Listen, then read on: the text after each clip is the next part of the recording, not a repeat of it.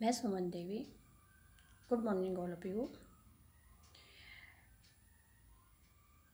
विषय इतिहास। प्रकरण भारत देश में मनाए जाने वाले सभी धर्म। दिल्ली सल्तनत काल के 5 वंश और विजयनगर। आज का हमारा प्रकरण यही है। आज हम जैन धर्म, हम भारत में मनाए जाने वाले जो सभी धर्म हैं उनमें सबसे पहले जैन धर्म के बारे में आपको बताएंगे। जैन धर्म के संस्थापक एवं उनके प्रथम गुरु ऋषभदेव थे। जैन धर्म के 23वें जो गुरु हुए हैं पार्श्वनाथ हुए हैं।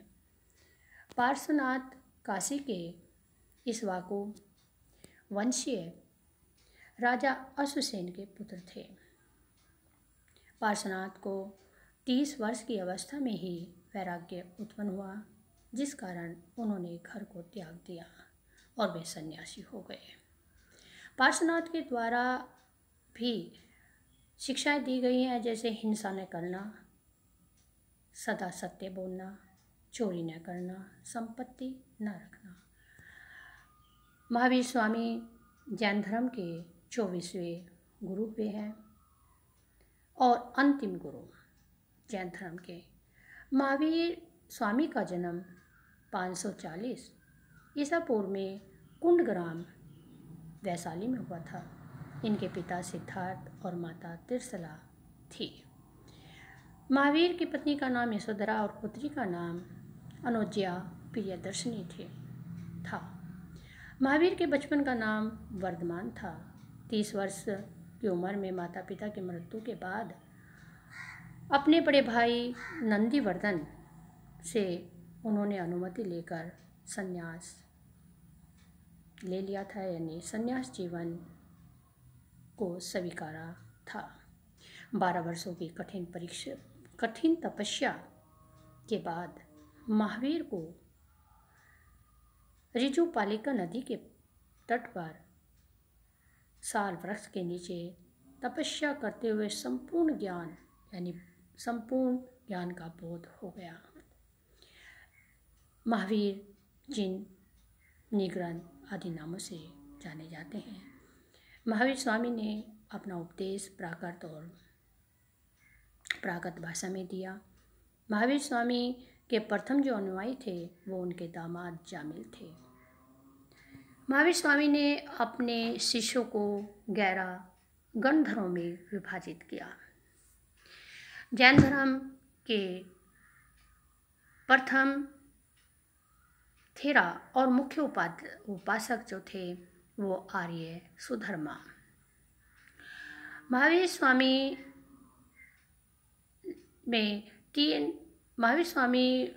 जी ने जो है त्रिरत्न पर विशेष ध्यान दिया। जैन धर्म में त्रिरत्नों पर विशेष ध्यान दिया, जैसे सम्यक दर्शन, सम्यक ज्ञान, सम्यक आचरण। जैन धर्म में की कुछ शिक्षाएं दी गई हैं, जैसे जैन धर्म में ईश्वर को मान्यता नहीं है। जैन धर्म में आत्मा को मान्यता दी गई है कि आत्मा ही सर्वोपरि है। महावीर पुनर्जन्म और क्रमवाद में विश्वास करते थे। जैन धर्म में अपने आध्यात्मिक विचारों को शाक्य दर्शन से इन्होंने ग्रहण किया। जैन धर्म मानने वाले कुछ राजा जो हुए हैं वो उदयन भद्राजा, चंद्रगुप्त मौर्य, कलिंग नरेश, खालवीर, राष्ट्रकूट राजा अमोघवर्ष, चंदेल शासक, ये जैन धर्म पर इन्होंने विशेष ध्यान दिया। जैन धर्म 2 गुटों में बटा, 2 भागों में बटा, श्वेतांबर और दिगंबर। श्वेतांबर जो सफ़ेद वस्त्र धारण करते थे, दिगंबर जो नग्न अवस्था में इनके गुरु रहते थे। मथुरा कला का संबंध भी जैन धर्म से संबंधित ही है। 72 वर्ष की आयु में महावीर स्वामी जी की मृत्यु निर्वाण 468 ईसा पूर्व में बिहार राज्य के पावापुरी राजगीर में हुआ। ये हमारी जानकारी जैन धर्म से संबंधित। बौद्ध धर्म के संस्थापक गौतम बुद्ध थे। गौतम बुद्ध का जन्म 563 ईसा पूर्व में कपिलवस्तु के लुम्बिनी नामक स्थान पर हुआ था। इनके पिता शुद्धोधन शाक्यगण के मुखिया थे। इनकी माता माया देवी इनके जन्म के 7वें दिन ही उनका देहांत हो गया था और लालन पालन इनकी सौतेली माँ प्रजापति गौतमी ने किया था। इनके बचपन का नाम सिद्धार्थ। गौतम बुद्ध का विवाह 16 वर्ष की अवस्था में यशोधरा के साथ हुआ और उनका पुत्र राहुल था। सिद्धार्थ जब कपिल वस्तु की सैर पर निकले तो उन्होंने 4 दृश्य देखे। बूढ़ा व्यक्ति, एक बीमार व्यक्ति, शव यानी एक मरा हुआ व्यक्ति और एक सन्यासी। सांसारिक समस्याओं से व्यथित होकर सिद्धार्थ ने 29 वर्ष की अवस्था में घर को त्याग दिया। इसके बाद वे जगह जगह गए और शिक्षा ग्रहण करने की कोशिश की, लेकिन उनका मन शांत नहीं हुआ। उसके बाद बिना अन्न जल ग्रहण किए 6 वर्ष की कठिन तपस्या के बाद 35 वर्ष की आयु में बैसाख की पूर्णिमा की रात निर्जना नदी के किनारे पीपल वृक्ष के नीचे सिद्धार्थ को ज्ञान प्राप्त हुआ। ज्ञान प्राप्ति के बाद सिद्धार्थ बुद्ध के नाम से जाने जाने लगे। वह स्थान बोध गया कहलाया जहाँ पर इन्हें ज्ञान की प्राप्ति हुई।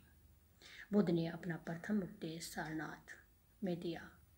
बौद्ध ग्रंथों में ये धर्म चक्र प्रवर्तन के नाम से जाना गया। बुद्ध ने अपने उपदेश जनसाधारण की भाषा पाली में ही दिए, जिससे कि आम जनता भी उनसे ज्ञान प्राप्त कर सके। बुद्ध ने अपने उपदेश कौशल, वैशाली, कौशाम्बी अन्य राज्यों में दिए।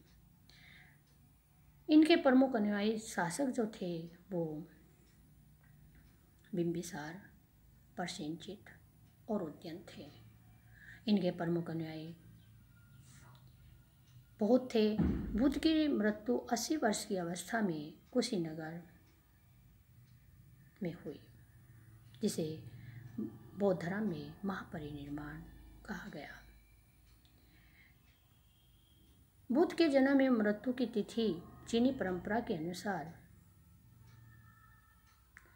अभिलेख के आधार पर निश्चित की गई थी। बौद्ध धर्म के बारे में हमें पाली त्रिपिटक से प्राप्त होता है, उसके ज्ञान की जानकारी। बौद्ध धर्म अनिश्वरवादी, जिसमें आत्मा की परिकल्पना भी की गई है। बौद्ध धर्म में पुनर्जन्म को मान्यता दी गई है। तृष्णा को क्षीण हो जाने की अवस्था को ही बुद्ध ने निर्वाण कहा है। बौद्ध धर्म के त्रिरत्न बुद्ध, धम्म और संघ, इसकी कुछ सभाएं हुई हैं। जैसे प्रथम बौद्ध संगति 483 ईसा पूर्व में राजगृह में, और इसके अध्यक्ष महाकश्यप और अजातशत्रु उस टाइम शासक थे। द्वितीय यानी सेकंड बौद्ध संगति 383 ईसा पूर्व वैशाली और सभा कामी कालाशोक के समय में हुई। तृतीय यानी थर्ड बौद्ध संगति 255 ईसा पूर्व में पाटलिपुत्र मोगली पुत्र तिक्ष अशोक के, और चौथी जो थी यानी फोर्थ बौद्ध संगति ईसा के प्रथम शताब्दी कुंडलवन वसुमित्र अशुभ घोष कनिष्क के समय में हुई थी। चतुर्बौद्ध संगति के बाद बौद्ध धर्म भी 2 भागों में बट गया, हीनयान और महायान। बौद्धों का सबसे पवित्र त्यौहार बैसाख पूर्णिमा है। इसे बुद्ध पूर्णिमा के नाम से भी जाना जाता है। इसका महत्व इसलिए अधिक है क्योंकि बुद्ध पूर्णिमा के ही दिन बुद्ध का जन्म, बुद्ध को ज्ञान प्राप्ति और महापरिनिर्वाण उसी दिन हुआ था।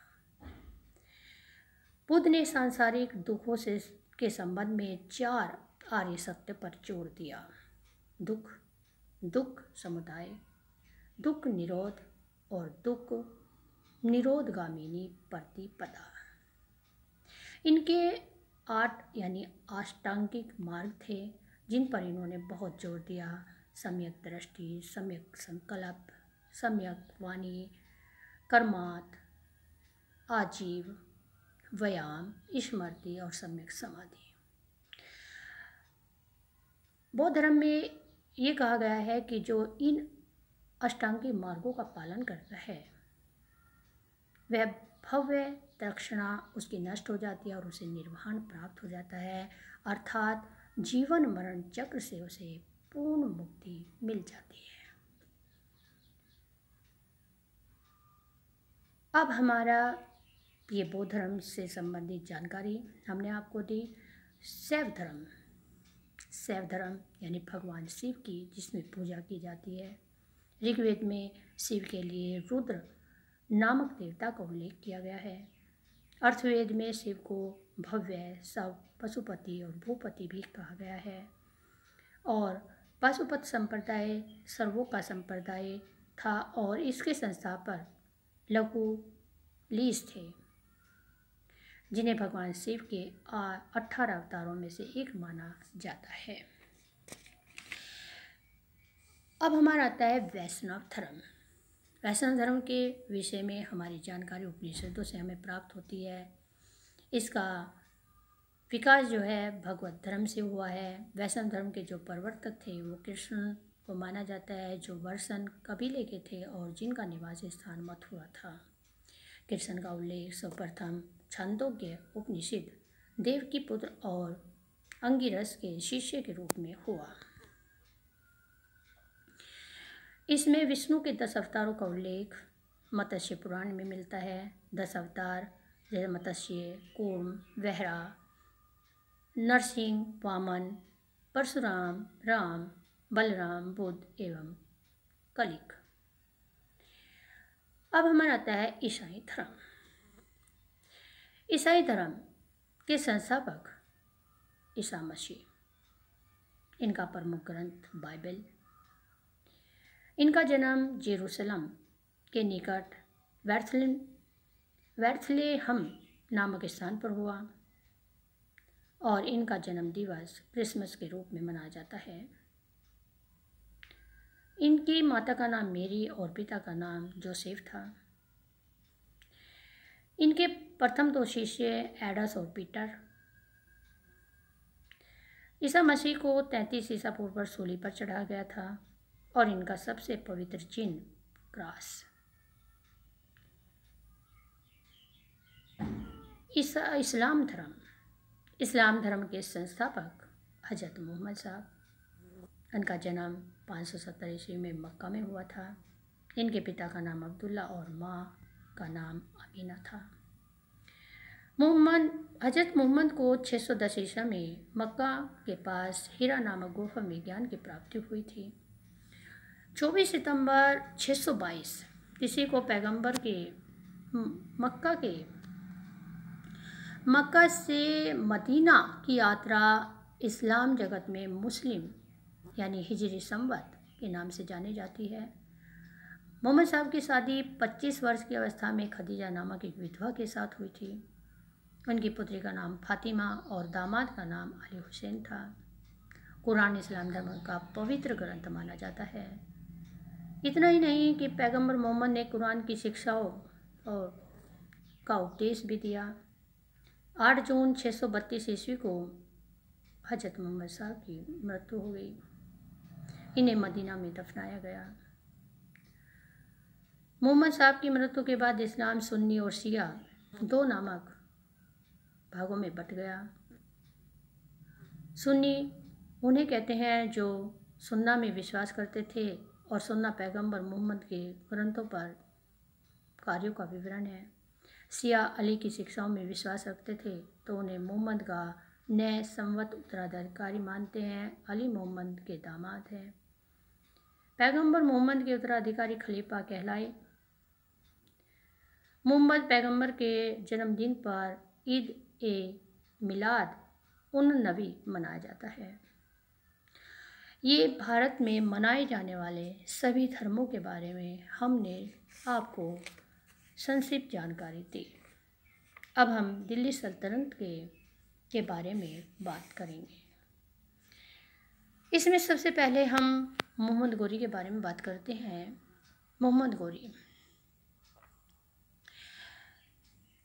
गजनी के अधीन एक छोटा सा राज्य था जो 1173 में शहाबुद्दीन मोहम्मद गोरी गौर का शासक बना। मोहम्मद गोरी ने भारत पर पहला आक्रमण 1175 में मुल्तान के विरुद्ध किया। इसके बाद 1178 में उसने दूसरा आक्रमण किया। तराइन का प्रथम युद्ध 1191 में गोरी और पृथ्वीराज चौहान के बीच हुआ, जिसमें पृथ्वीराज चौहान की जीत हुई। उसके बाद तराइन का सेकंड युद्ध हुआ जो 1192 में हुआ, लेकिन इसमें पृथ्वीराज चौहान की हार और मोहम्मद गोरी की जीत हुई।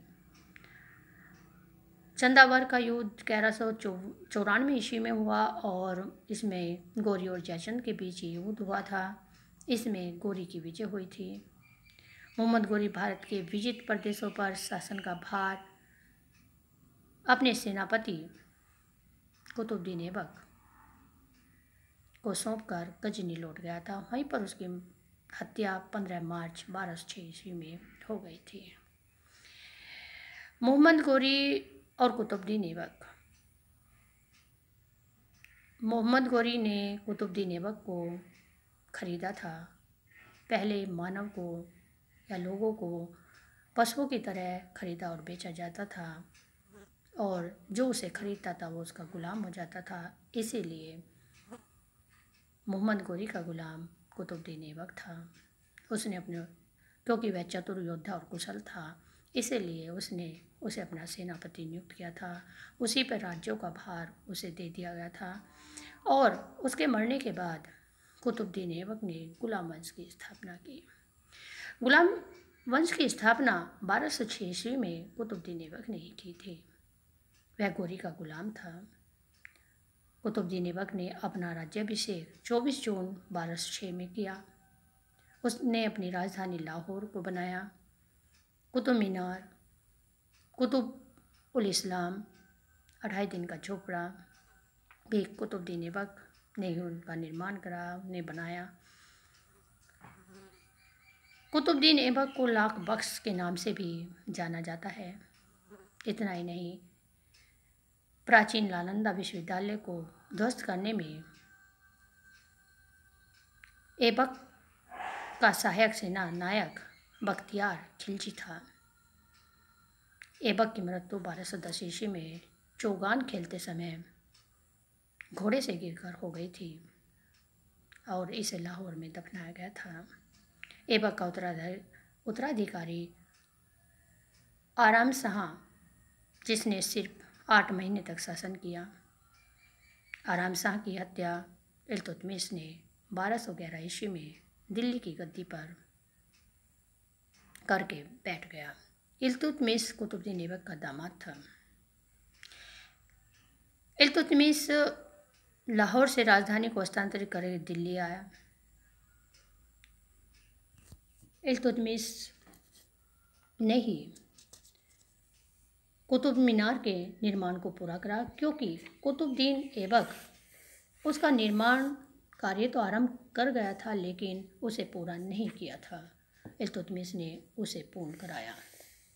इल्तुतमिश पहला शासक था जिसने 1229 ईस्वी में बगदाद के खलीफा से सुल्तान पद की वैधानिक स्वीकृति प्राप्त की थी। इल्तुतमिश की मृत्यु 1236 में हो गई थी। इल्तुतमिश के बाद उसका पुत्र रुकनुद्दीन फिरोज गद्दी पर बैठा। वह बहुत ही अयोग्य, कमजोर शासक था। इसके बाद रजिया ने पर्दा प्रथा को त्याग कर पुरुषों की तरह चोगा एवं कुल्हा पहनकर दरबार में खुले मुंह से जाने लगी थी, क्योंकि रजिया पर इल्तुतमिश बहुत विश्वास करता था। इल्तुतमिश ने ही अपनी पुत्री रजिया को इस योग्य माना था कि वो ये जो साम्राज्य है इसे संभाल लेगी। उसमें बहुत ज़्यादा अपनी पुत्री पर विश्वास था, लेकिन उसकी पुत्री के प्रति भी जब वह रजिया सुल्तान दिल्ली की सुल्तान बनी तो 2-3 साल के बाद ही उसकी उसके प्रति विरोधियों ने षड्यंत्र करना आरंभ कर दिया, क्योंकि उस समय महिलाओं को इस वेश में कुछ लोग पसंद नहीं करते थे और उन्होंने उसकी हत्या करा दी। उसके बाद नसीरुद्दीन महमूद को सुल्तान बनाया गया और जो टोपी सीख कर अपना जीवन निर्वाह करता था। बलबन ने अपनी पुत्री का विवाह नासिरुद्दीन महमूद के साथ किया। बलबन का वास्तविक नाम बहाउद्दीन था। वह इल्तुतमिश का गुलाम था। तुर्कान ने चिहलगानी का विनाश बलबन ने ही किया था। बलबन ने 1266 ईस्वी में गयासुद्दीन बलबन के नाम से दिल्ली की गद्दी पर बैठा और मंगोल के आक्रमण से दिल्ली की रक्षा करने में सफल रहा। बलबन ने फारसी रीति रिवाज पर आधारित नवरोज उत्सव को प्रारंभ किया। अपने विद्रोहियों के प्रति बलबन ने कठोर लौह एवं रक्त की नीति का पालन किया। नासिरुद्दीन महमूद ने बलबन को उलू खां की उपाधि प्रदान की। बलबन के दरबार में फारसी के प्रसिद्ध कवि अमीर खुसरो और अमीर हसन रहते थे। गुलाम वंश का अंतिम शासक शमसुद्दीन कुमुर्स था। ये हमने आपको गुलाम वंश के बारे में बताया। अब खिलजी वंश। गुलाम वंश का शासक को समाप्त कर 13 जून 1290 ईस्वी को जलालुद्दीन फिरोज खिलजी ने खिलजी वंश की स्थापना की, जिसने तिलोखेरी को अपनी राजधानी बनाया। जलालुद्दीन की हत्या 1296 में उसके भतीजे उसके दामाद अलाउद्दीन खिलजी ने की थी। 22 अक्टूबर 1296 में अलाउद्दीन खिलजी दिल्ली का सुल्तान बना। अलाउद्दीन के बचपन का नाम अली और गुरसाशप था। अलाउद्दीन खिलजी ने सेना को नगद वेतन देने और स्थायी सेना की नींव भी रखी। घोड़ा दागने और सैनिकों का हुलिया लिखने की प्रथा की शुरुआत भी अलाउद्दीन खिलजी ने ही की थी। अलाउद्दीन खिलजी ने भू राजस्व की दर को बढ़ाकर उपज का 1/2 भाग कर दिया था। इतना ही नहीं, उसने दक्षिण भारत की विजय के लिए अलाउद्दीन ने मलिक कफूर को भी भेजा। देवी अधिकार के सिद्धांत को अलाउद्दीन ने ही चलाया था। सिकंदर-ए-सानी की उपाधि के से स्वयं को अलाउद्दीन ने विभूषित किया। अमीर खुसरो अलाउद्दीन के दरबारी कवि थे। इन्हें सितार एवं तबले के आविष्कार का श्रेय दिया जाता है। अमीर खुसरो का जन्म इटावा में हुआ था। तोतिया हिंद के नाम से भी इन्हें जाना जाता है। बाजार नियंत्रण के लिए अलाउद्दीन खिलजी द्वारा बनाए गए कुछ पद थे, जिनमें दीवान-ए रियासत, शहनाई मंडी, बरीद, मुनहियान व गुप्तचर, शहनाई मंडी, सराय-ए-अदल, जजिया। इन्होंने जजिया कर और ज़कात कर भी लगाए। अलाउद्दीन खिलजी की मृत्यु 5 जनवरी 1316 ईस्वी को हो गई। कुतुबुद्दीन मुबारक खिलजी 1316 ईस्वी को दिल्ली के सिंहासन पर बैठा। इसे नग्न स्त्री पुरुष की भी संगत दी जाती है। मुबारक खिलजी कभी कभी राज दरबार में स्त्रियों के वस्त्र पहनकर आता था, इसीलिए इन्हें नग्न स्त्री के नाम से जाना गया। वर्णी के अनुसार मुबारक कभी कभी नग्न होकर दरबार के बीच भी दौड़ा करता था। मुबारक खां ने खलीफा की उपाधि धारण की। मुबारक के वजीर खुसरो खां ने 15 अप्रैल 1320 को उसकी हत्या कर दी और दिल्ली के सिंहासन पर बैठ गया। खुसरो खां ने पैगंबर के सेनापति की उपाधि धारण की। ये हमने खिलजी वंश के बारे में आपको बताया। अब तुगलक वंश, जो 1320 से 1398 तक चला। 5 सितंबर 1320 को खुसरो खां को पराजित करके काजी मलिक ने तुगलक काजी गयासुद्दीन तुगलक के नाम से 8 सितंबर 1320 को दिल्ली के सिंहासन पर बैठा। गयासुद्दीन तुगलक ने 29 बार मंगोल आक्रमण को विफल किया। गयासुद्दीन ने अलाउद्दीन के समय में किए गए अमीरों की भूमि को पुनः लौटा दिया। उसने सिंचाई के लिए कुएं, नहरें का निर्माण कराया और गयासुद्दीन एक प्रथम शासक था जिसने नहरों का निर्माण कराया था। गयासुद्दीन तुगलक ने दिल्ली के समीप स्थित पहाड़ियों पर तुगलकाबाद नाम का एक नगर भी स्थापित किया। गयासुद्दीन तुगलक की मृत्यु 1325 ईस्वी में बंगाल के अभियान से लौटते समय जूना खां द्वारा निर्मित लकड़ी के महल में दबकर हो गई। गयासुद्दीन के बाद जूना खां यानी मोहम्मद बिन तुगलक नाम से दिल्ली पर सिंहासन पर बैठा। सभी सुल्तानों में मोहम्मद तुगलक सर्वाधिक शिक्षित, विद्वान, योग्य व्यक्ति था। मोहम्मद बिन तुगलक को अपनी सनक भरी योजनाएं, क्रूर कर्तव्यों, दूसरों के दुख सुख के प्रति उपेक्षा भाव रखने के कारण स्वप्नशील, पागल एवं रक्त पिपासु भी कहा गया। इन्हें पागल बादशाह का नाम भी दिया गया क्योंकि जितनी भी योजनाएं, जितने भी इन्होंने कार्य निर्धारित करने, नियम लागू किए, वे सभी विफल रहे, इसीलिए पागल बादशाह की उपाधि भी दी गई। मोहम्मद बिन तुगलक ने कृषि के विकास के लिए अमीर कोही नाम एक नवीन विभाग भी स्थापित किया। मोहम्मद बिन तुगलक ने अपनी राजधानी दिल्ली से देवगिरी हस्तांतरित किया। उसके पागलपन का भी एक कारण है। अफ्रीकी यात्री इब्न बतूता लगभग 1333 ईस्वी में भारत आया और सुल्तान ने इसे दिल्ली का काजी नियुक्त किया। 1342 में सुल्तान ने इसे अपने राजदूत के रूप में चीन भेजा। इब्न बतूता की पुस्तक रेहला में मोहम्मद तुगलक के समय की घटनाओं का वर्णन है। मोहम्मद बिन तुगलक की मृत्यु 20 मार्च 1351 में सिंध जाते समय हुई थी। मोहम्मद बिन तुगलक शासनकाल में दक्षिण में हरियर बुका नाम के 2 भाइयों में 1336 में स्वतंत्र राज्य विजयनगर की स्थापना की थी। मोहम्मद बिन तुगलक ने बदाऊं में मीरन, मुहिन, दिल्ली में शेख मुइजुद्दीन औलिया, मुल्तान में शेख रुकनुद्दीन और अजुदन में शेख मुल्तान आदि संतों की कब्र पर मकबरे भी बनवाए। फिरोज तुगलक राज्याभिषेक नज़दीक यानी 20 मार्च 1351 को हुआ और फिरोज का राज्याभिषेक दिल्ली में अगस्त 1351 को हुआ था। खलीफा द्वारा इसे कासिम अमीर उल मोमिन की उपाधि भी दी गई। राजस्व व्यवस्था के अंतर्गत फिरोज ने अपने शासनकाल में 24 कष्टदायक करों को समाप्त किया था। खैराज, खुर्स और जजिया जकात को वसूल करने का आदेश भी दिया। फिरोज तुगलक ब्राह्मणों पर जजिया लागू करने वाला पहला मुसलमान शासक था क्योंकि एक कट्टर मुसलमान था जो हिंदुओं के प्रति बहुत ही रुष्ट व्यवहार करता था। फिरोज तुगलक ने 5 बड़ी नहरों का निर्माण भी कराया। फिरोज तुगलक ने 300 नए नगरों की स्थापना कराई। इसमें हिसार, फिरोजाबाद, फतेहाबाद और जौनपुर, फिरोजपुर आदि। इनके शासनकाल में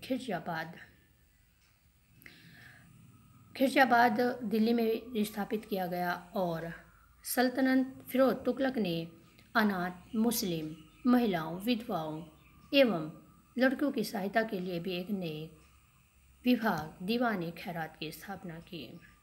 सल्तनतकालीन सुल्तानों में ये सबसे अधिक दासों की संख्या रखने वाला था। इसमें 1,80,000 दासों की संख्या रखता था और उन्हें शिक्षित करके अपनी सेना में भर्ती करता था। दासों की देखभाल के लिए फिरोज ने एक नए विभाग दीवाने बदगान की स्थापना भी की। उसने अपनी आत्मकथा फुतुहात-ए-फिरोज़शाही की रचना भी की। फिरोज तुगलक की मृत्यु सितंबर 1388 ईस्वी में हो गई थी। सैयद वंश के जो संस्थापक थे खिरज खां थे। उसे सुल्तान की उपाधि न धारण करने अपने रियत आला की उपाधि से ही वो बहुत खुश था। खिलजी खां तैमुरलंग का सेनापति था। भारत लौटते समय तैमुरलंग ने खिलजी खां को मुल्तान, लाहौर और दीपालपुर का शासक नियुक्त किया। खिलजी खां नियमित रूप से तैमूर के पुत्र शाहरुख को कर भेजा करता था। खिलजी खां की मृत्यु 20 मई 1421 में हो गई थी। खिलजी खां के पुत्र मुबारक शाह ने शाह की उपाधि धारण की थी। यमुना के किनारे मुबारकबाद की स्थापना मुबारक शाह ने ही की थी। सैयद वंश का अंतिम सुल्तान अलाउद्दीन आलम शाह था। सैयद वंश का शासक करीब शासनकाल जो था वो 37 वर्षों तक ही चला। लोधी वंश। लोधी वंश का संस्थापक बहलोल लोधी था। 19 अप्रैल 1491 ईस्वी को बहलोल लोधी शाह गाजी की उपाधि से दिल्ली के सिंहासन पर बैठा। दिल्ली पर प्रथम अफगान राज्य की स्थापना का जो श्रेय है वो बहलोल लोधी को ही दिया जाता है। बहलोल लोधी ने बहलोल सिक्के का प्रचलन कराया था। वह अपने सरदारों को मकसद ए अली कहकर भी पुकारते थे। अपने सरदारों के खड़े रहने पर स्वयं भी खड़ा हो जाता था। बहलोल लोधी का पुत्र निजाम खां 17 जुलाई 1489 ईस्वी में सुल्तान सिकंदर शाह की उपाधि से सिंहासन पर बैठा। 1504 में सिकंदर लोधी ने आगरा शहर की स्थापना की। भूमि के लिए मापन के प्रामाणिक पैमाना गजे सिकंदरी का प्रचलन सिकंदर लोधी ने ही किया था। गुलरुखी शीर्षक की फारसी कविताएं भी लिखने और सुल्तान सिकंदर लोधी ही था। सिकंदर लोधी ने आगरा को अपनी राजधानी बनाया था, अपना निवास स्थान बनाया था। इसके आदेश पर संस्कृत के एक आयुर्वेद ग्रंथ का फारसी में फरहगे सिकंदरी के नाम से भी अनुवाद किया गया था। 21 अप्रैल 1526 को पानीपत के प्रथम युद्ध में इब्राहिम लोधी ने बाबर के साथ युद्ध किया। इसमें इब्राहिम लोधी मारा गया और सल्तनत काल की नींव रखी गई। मुगल काल की नींव रखी गई। बाबर को भारत पर आक्रमण करने के लिए नियंत्रण पंजाब के शासक दौलत खां लोधी पर इब्राहिम लोधी के चाचा आलम खान ने भी दिया था। ये हमारे आज के सल्तनत काल के वंश जितने भी हुए 5 वंशों में विभाजित किया गया उसके बारे में जानकारी थी। संक्षिप्त जानकारी हमने आपको दी। सल्तनत कालीन शासन व्यवस्था कैसी थी? इसमें जो केंद्रीय प्रशासन का मुखिया होता था वो सुल्तान होता था। इसमें विभागों में कुछ विभाग बांटे गए थे, जैसे बारे खास, बारे आजम। मंत्रियों से संबंधित कुछ विभाग थे, जैसे वजीर है, मुशरिफ ए मुमालिक है, मजूमदार है, खजीन है, खारिज ए मुमालिक है और सर्द और सुदूर काजी उल जकात है, बरीद ए मुमालिक है, वकील ए दर है, दीवान ए खैरात है, दीवान ए बदगान है, दीवान ए इस्तिफाक है। ये कुछ शासन व्यवस्था के केंद्रीय शासन व्यवस्था के विभाग थे। इसमें अब हमारी ये चर्चा यहीं पर समाप्त है। अब हम विजयनगर साम्राज्य के बारे में बात करेंगे। विजयनगर साम्राज्य की जो स्थापना है वो 1336 ईस्वी में 2 भाई हरिहर और बुक्का नामक ने की थी। विजयनगर का शाब्दिक अर्थ जीत का शहर, क्योंकि विजय और नगर यानी नगर की विजय यानी जीत का शहर। हरिहर एवं बुक्का ने विजयनगर की स्थापना विद्यारण्य संत के आशीर्वाद से की थी। हरिहर एवं बुक्का ने अपने पिता संगम के नाम पर संगम राजवंश की स्थापना भी की। विजयनगर साम्राज्य की राजधानी हम्पी विजयनगर साम्राज्य के खंडहर तुंगभद्रा नदी पर स्थित थे और इसकी राजभाषा तेलुगु थी। हरिहर बुक्का पहले कार्तीय शासक प्रताप रुद्र देव के सेवक रहे। विजयनगर साम्राज्य पर वंशों के शासक भी निम्न वंशों के शासन भी रहे, जैसे संगम, सलूब, तुलुब, अराविंदु वंश। बुक्का फर्स्ट ने वेदमार्ग प्रतिष्ठापक की उपाधि भी धारण की थी। हरिहर सेकंड ने संगम शासकों में सबसे पहले महाराजाधिराज की उपाधि धारण की। इटली का यात्री निकोलो कांटी विजयनगर की यात्रा पर देवराय प्रथम के शासनकाल में आया था। संगम वंश का सबसे प्रतापी राजा देवराय द्वितीय था। फारसी राजदूत अबुल रज्जाक देवराय सेकंड के शासनकाल में विजयनगर आया था। प्रसिद्ध तेलुगु कवि श्रीनाथ कुछ दिनों तक देवराय सेकंड के शासनकाल में के दरबार में रहा। फरिश्ता के अनुसार हम कह सकते हैं कि देवराय सेकंड अपनी सेना में 2000 मुसलमानों को भर्ती किया था और उन्हें जागीरें भी दी थी। एक अभिलेख में देवराय सेकंड को जगबेटकर यानी हाथियों का शिकारी भी कहा गया है। देवराय सेकंड ने संस्कृत ग्रंथ महान नाटक सुधानिधि एवं ब्रह्मसूत्र पर भाष्य लिखा था।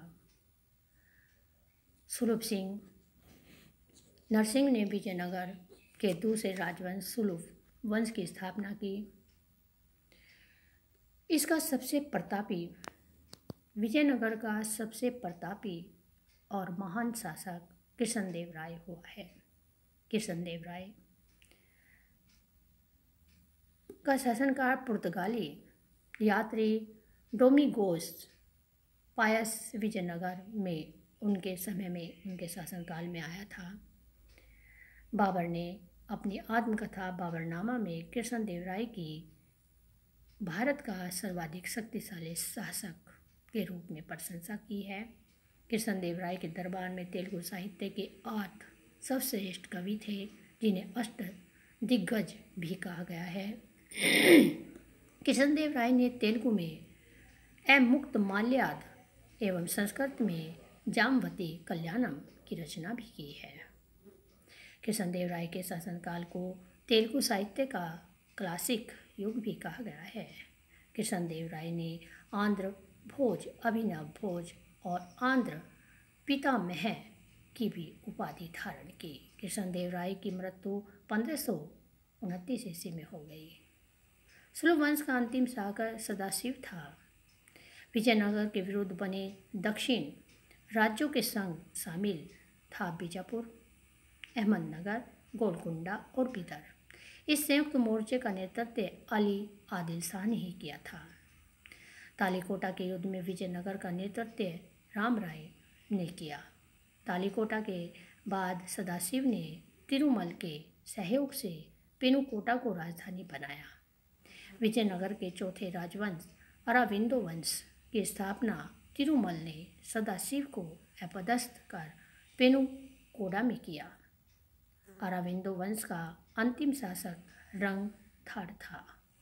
अराविंदो शासक वेंकट सेकंड के शासनकाल में ही विडेयार यानी 1612 में मैसूर राज्य की स्थापना की थी।